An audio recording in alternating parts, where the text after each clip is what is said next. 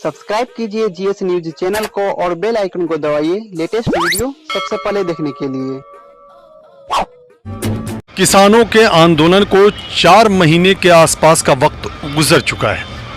किसान अपनी मांगों को लेकर के डटे हुए हैं। जैसा कि विदित हो कि किसान सिंघू बॉर्डर, गाजीपुर बॉर्डर, टिकरी बॉर्डर पर प्रदर्शन कर रहे हैं। महापंचायतें भी हो रही हैं। 23 मार्च भी आज यानी शहीदी दिवस भी है।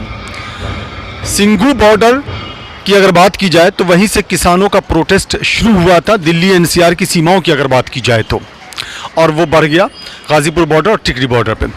हमारे साथ एक ख़ास मेहमान हैं और ये सिंघू बॉर्डर से आए हैं। हम इनसे बात करते हैं। स्वागत है आपका। धन्यवाद जी, आप सबसे पहले तो अपना परिचय दें। अखिल भारतीय ध्वंसी महासभा किसान संघ का राष्ट्रीय अध्यक्ष हूँ। अच्छा। उत्तर प्रदेश जौनपुर से आया हूँ। और सबसे पहले जब धरना चालू हुआ तो सबसे पहले हम यहाँ आ गए थे। नाम क्या हुआ आपका? राज बहादुर यादव। राज बहादुर यादव। तो आप उत्तर प्रदेश से बिलोंग करते हैं? उत्तर प्रदेश से। लेकिन आप रहते हैं सिंघू बॉर्डर पे? रहते सिंधु बॉर्डर पे। पहले बुराड़ी ग्राउंड में थे, बुराड़ी ग्राउंड उठा दिया गया। अच्छा। 28 तारीख को अब सिंधु बॉर्डर में। और वैसे हमारे लोग रहते हैं तो कभी कभी उनके पास भी मैं चला जाता हूँ। हाँ। तो गाजीपुर बॉर्डर आपका आना जाना रहता है? गाजीपुर बॉर्डर लगातार आना जाना मेरा लगा रहता है। टिकरी भी जाते होंगे? टिकरी भी जाते हैं, सिंधु बॉर्डर भी जाते हैं। सिंघू बॉर्डर। अच्छा, इस वक्त अभी कहाँ जाएंगे आप यहाँ से? यहाँ से मैं सिंधु बॉर्डर जाऊँगा। क्योंकि अभी शाम हो चुकी है, शाम ढल चुकी है और इसलिए मेरा ये सवाल था। तो यहाँ से सिंघू बॉर्डर जाएंगे? जी जी जी, कोई दिक्कत नहीं है, सिंधु बॉर्डर जाएंगे। अच्छा, ये बताइए, चलिए ये सब बातें तो होती रहती हैं कि किसान अपनी मांगों को लेकर के अडिग हैं, बैठे हुए हैं, सरकार सुन नहीं रही है। ये बताइए, आज 23 मार्च है, शहीदी दिवस है, और मैं जिनसे भी बात कर रहा हूँ आज ये सवाल ज़रूर करता हूँ। शहीदी दिवस का प्रभाव किसानों की मनोदशा पे क्या पड़ रही है? बड़ा अच्छा क्वेश्चन आपने किया है। किसानों के पहले, सबसे पहले तो मैं सदगुरु और आज़ाद भगत सिंह और सभी शहीदों को श्रद्धा सुमन अर्पित करता हूं। और आज उन्हीं की देन है। पहले आज किसान उन्हीं के रूप में ही राष्ट्र के लिए, राष्ट्र अपनी धरती माँ के लिए, राष्ट्र की अचल संपत्ति बचाने के लिए लगातार 3.5 महीना हो गया धरना प्रदर्शन पे बैठे हुए हैं। और 300 से अधिक हमारे किसान शहादत दे चुके हैं। लेकिन यह हिटलर शाही की सरकार कहीं न कहीं किसानों की आवाज़ को सुन नहीं रही है। जो हमारे देश के प्रधानमंत्री कहा करते थे कि कभी कभी गाड़ी के नीचे कुत्ते का बच्चा आ जाए तो उसके लिए भी बड़ा दुख होता है। आज हमारे 300 से ऊपर किसान शहीद हो गए, लेकिन एक बार भी न उनके लिए कोई शोक संदेश आया, न देश के सबसे बड़े लोकतंत्र में एक दिन श्रद्धांजलि दी जा रही थी तो खास करके बीजेपी के लोग ने उनको श्रद्धा सुमन में यानी शोक में भी नहीं शामिल हुए। तो इससे क्या समझा जाए कि एक तरह से हिटलर शाही पे रुके हुए हैं। आगे आने वाला समय देखिए, किसान भी सोच लिए हैं कि हमारी तो लास्ट मांग, क्योंकि राष्ट्र सेवा तो हम किसानों का जन्म सिद्ध धर्म है। राष्ट्र की अचल संपत्ति बचाना हम किसानों का मान सम्मान और स्वाभिमान है, मातृभूमि है। हम इसके लिए आखिरी सांस तक लड़ाई लड़ते रहेंगे जब तक कि ये तीनों काला कानून नहीं ख़त्म होगा और एमएसपी पे कानून नहीं बनेगा। ये इनकी बहुत सोची समझी बड़ी राजनीति काफ़ी दिन पहले से तैयार हुई थी, तभी जा कर के इन्होंने अंबानी अडानी का बड़ा बड़ा गोदाम बनवाया। अब मैं आप सबके चैनलों को बहुत बहुत धन्यवाद देता हूं, क्योंकि इनकी जो मीडिया है, नारद मीडिया, वो हमारी आवाज़ तो सुनती नहीं। आप ही सबकी आवाज़ आज पूरे देश नहीं पूरे विश्व में जा रही है। और देखा जाए तो 2 गुजराती बेचने वाले हैं और 2 ही गुजराती हमारे देश को खरीदने वाले हैं। एक तरह देश फिर नवीन रियासतीकरण की तरफ जाने वाला है। इसलिए जैसे पहले रजवाड़ों का हुआ करता था, हम लोग उसी तरह गुलाम बनाने की इनकी साजिश है। हम अपने ही खेत में अब गुलाम हो जाएंगे। और एक तरह से देखा जाए आज हमारी लड़ाई भी किससे हो रही, आमने सामने किसान और जवान बाप बेटे, एक तरफ जवान हमारे ही बच्चे, इन जो हमारे नेता हैं इनकी भी सिक्योरिटी में यही हैं, बॉर्डर की सिक्योरिटी में, देश की, और किसान अन्न पैदा करके राष्ट्र का भरण पोषण करता है। तो इसलिए मेरा खास करके आज भी इस सरकार से अनुरोध है कि जल्द से जल्द अब भी इस काले कानून को समझें। मैं रोकना चाहूँगा, इंटरप्ट कर रहा हूँ। जितनी बातें आपने बताई, मैं जब यहाँ बात करता हूँ किसानों से, चाहे गाज़ीपुर बॉर्डर पे बात की जाए, सिंघू बॉर्डर पे बात की जाए, टिकरी बॉर्डर पे बात की जाए, या और दूसरी जगहों पे जो किसान प्रदर्शन कर रहे हैं उनसे बात की जाए, या महापंचायतों में पहुंच रहे किसानों से बात की जाए, जो पश्चिमी उत्तर प्रदेश, हालांकि अब तो उसका विस्तार भी हो रहा है, हरियाणा में तो हो ही रहा है, पश्चिमी उत्तर प्रदेश में हो ही रहा है, पंजाब में भी हो रहा है, राजस्थान में भी हो रहा है।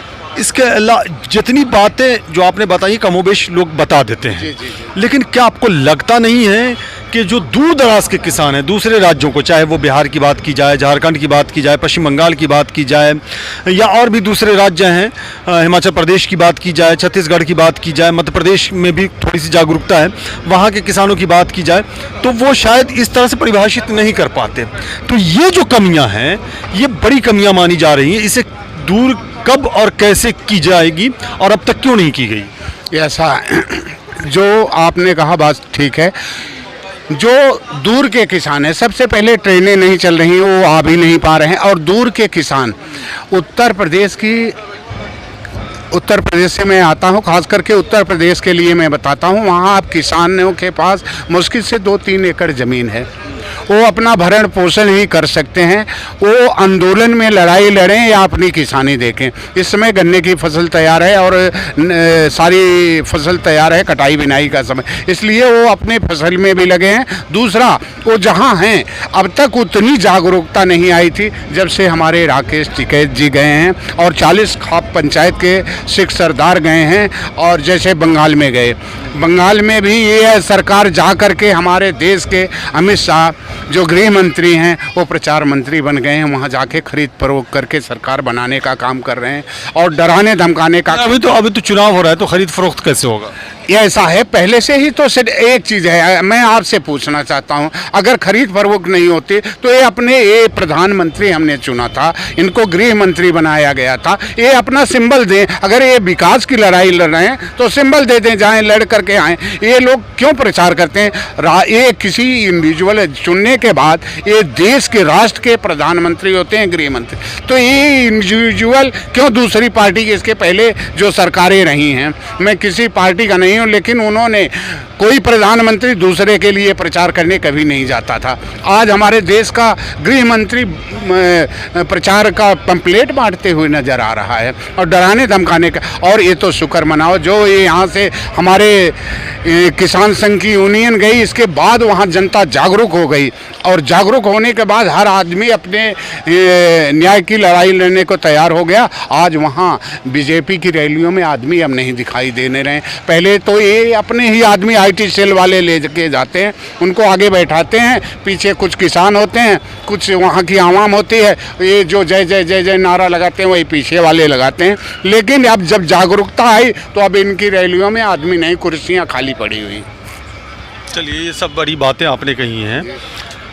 वापस अगर इसी आंदोलन पर आ जाया जाए तो कर्नाटक में गए थे राकेश टिकैत, उन्होंने कहा कि यहाँ भी अब लोगों को इसी तरह से प्रदर्शन करना चाहिए जैसे गाज़ीपुर बॉर्डर पे, सिंघू बॉर्डर पे और टिकरी बॉर्डर पे किसान प्रदर्शन कर रहे हैं, या और दूसरी सीमाओं पर प्रदर्शन कर रहे हैं किसान।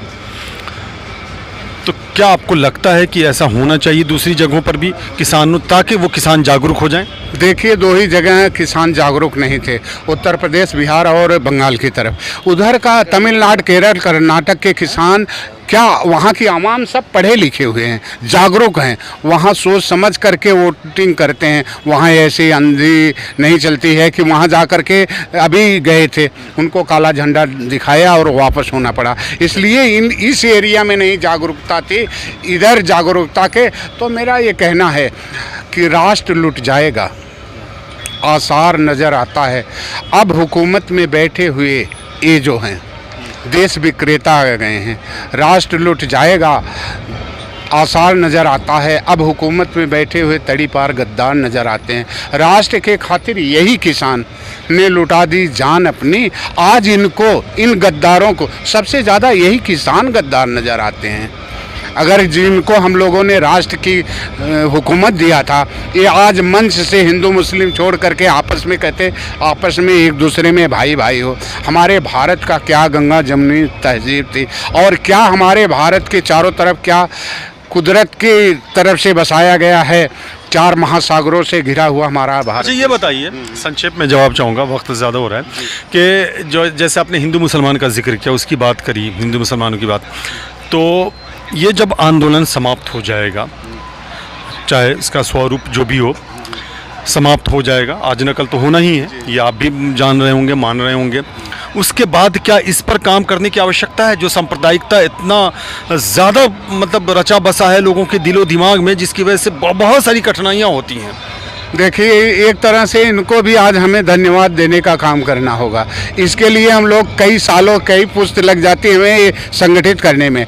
आज जिस तरह हिंदू मुस्लिम सिख ईसाई एक किसान का नारा दिया है, उसमें जात खत्म कर दिया। अगर किसान है तो किसान है, जात का भेदभाव खत्म हो गया। एक ही महफिल में, एक ही जगह सब बैठ करके आपस में भाईचारे से रह रहे हैं। जो एकता ले आए, कहीं न कहीं इन्होंने ये काम, जो काम करने के लिए इनको दिया गया था, ये अगर मंच से विकास किए होते, जो ये जुमलेबाज की सरकार आई मुहावरे की, जो कहे हैं जस्ट उसी का उल्टा किए हैं।